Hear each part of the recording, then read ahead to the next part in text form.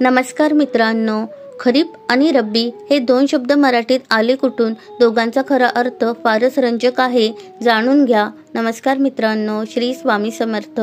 पावसाळ्याच्या सुरुवातीला आणि खरीप आणि रब्बी हंगाम हे दोन शब्द वारंवार तुमच्या कानावर पडत असतील, पण हे दोन शब्द नेमके आले कुठून आणि त्यांचा मूळ अर्थ काय आहे हे आजच्या व्हिडिओच्या माध्यमातून जाणून घ्या।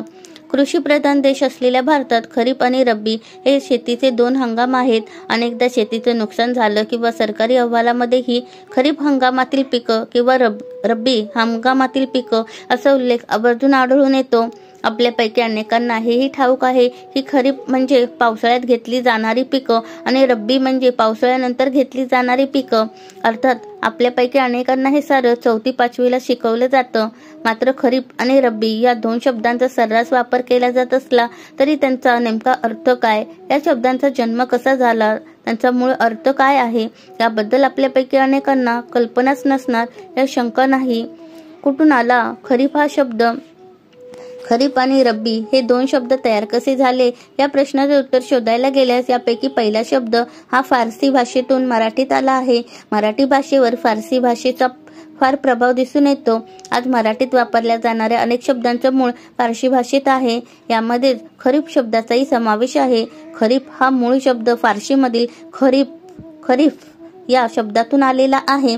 फारसीमध्ये खरीप या शब्दाचा अर्थ पावसाळा असा होतो। म्हणूनच पावसाच्या पाण्यावर जी पिकं घेतली जातात त्याला खरीपाची पिकं असे म्हणतात आणि पावसाळा सुरू झाल्यानंतर पीक पेरणीचा जो हंगाम सुरू होतो त्याला खरीपाचा हंगाम असे म्हणतात। रब्बी शब्दाचा जन्म कसा झाला आणि त्याचा मूळ अर्थ काय?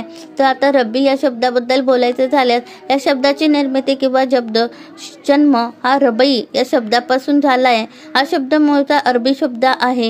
या शब्दाचा अरबी भाषेत अर्थ होतो वसंत ऋतू। म्हणून वसंत ऋतूमध्ये घेतली जाणारी पिकं ही रब्बी हंगामातील पिकं म्हणून ओळखली जातात।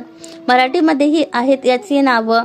हल्ली आपण खरीप आणि रब्बी हे शब्द वापरत असलो तरी आपल्याकडे या पिकांच्या हंगामासाठी मराठमोळे शब्द आहेत।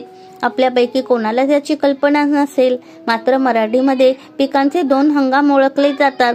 खरीप पिकाला कार्तिक फळे आणि रब्बी पिकाला वसंत फळे असे देखील म्हटले जाते।